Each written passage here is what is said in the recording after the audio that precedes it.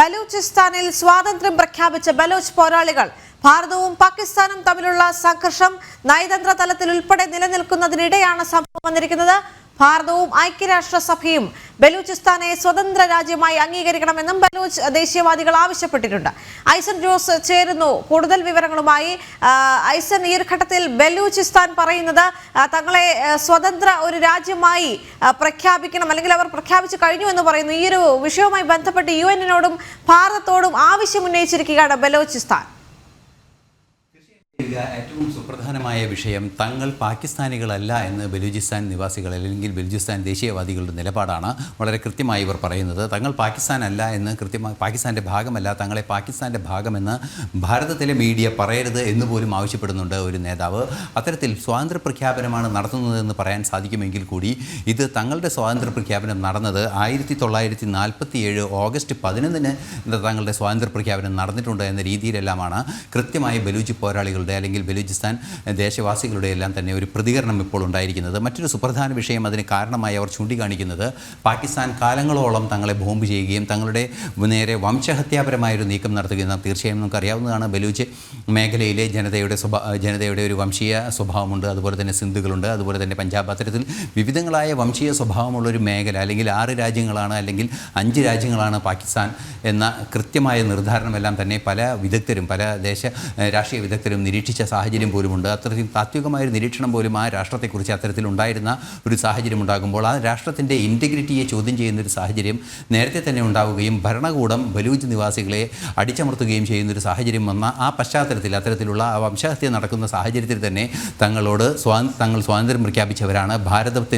ഭാരതത്തിലെ മീഡിയ അത്തരത്തിൽ പാകിസ്ഥാനികളെന്ന് തങ്ങളെ വിശേഷിപ്പിക്കരുത്. മാത്രമല്ല അവർ വളരെ കൃത്യമായൊരു നിലപാട് അറിയിക്കുന്നത് തങ്ങൾ ഒരു രാഷ്ട്രമായി മാറാൻ ശ്രമിക്കുന്നു, ആ രാഷ്ട്രത്തെ ലോകം അംഗീകരിക്കണം, ലോകരാഷ്ട്രങ്ങൾ അംഗീകരിക്കണം എന്നൊരു നിലപാടാണ് വളരെ കൃത്യമായി പറയുന്നത്. ഈ നിലപാട് കൃത്യമായി മാധ്യമങ്ങളോട് അറിയിക്കുകയും അതുപോലെ തന്നെ ഈ ബലൂച്ച് നേതാവ് വളരെ കൃത്യമായി പറയുന്നത് മിർ ബലൂച്ച് എന്ന് പറയുന്ന നേതാവാണ് തങ്ങൾ പാകിസ്ഥാനികളല്ല എന്ന് കൃത്യമായൊരു നിലപാട് പറയുന്നത്. ഈ ഓഗസ്റ്റ് 11 1947 തങ്ങൾ സ്വാതന്ത്ര്യം പ്രഖ്യാപിച്ചു എന്ന് പറയുമ്പോൾ പാകിസ്ഥാൻ എന്ന രാഷ്ട്രം ഉണ്ടാകുന്നതിന് മുമ്പേ തങ്ങൾക്ക് സ്വാതന്ത്ര്യമുണ്ട് എന്ന ഒരു അവകാശവാദവും ചരിത്രപരമായൊരു നിലപാടുകളും അദ്ദേഹത്തിൻ്റെ ഭാഗത്തു നിന്നുണ്ടാകുന്നുണ്ട്.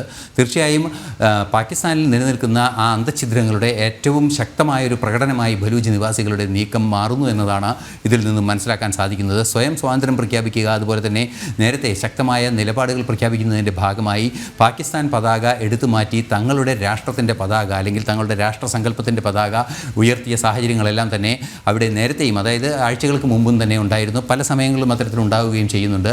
തീർച്ചയായും ആ പോരാട്ടത്തിനെ നിലവിലെ സാഹചര്യത്തിൽ പാകിസ്ഥാൻ ഭാരതവുമായി പോരാടി തകർന്നടിഞ്ഞു പോയ ഒരു സാഹചര്യത്തിൽ അവരുടെ സൈനിക സംവിധാനങ്ങളെല്ലാം തന്നെ ഏതാണ്ട് നാമാവശേഷമായ ഒരു അവസ്ഥയിലേക്ക് നിൽക്കുന്ന ഒരു പശ്ചാത്തലത്തിൽ ശക്തമായൊരു നീക്കം ബലൂച്ച് നിവാസികൾ അല്ലെങ്കിൽ ബലൂച്ച് ദേശീയവാദികൾ നടത്തുകയാണ്.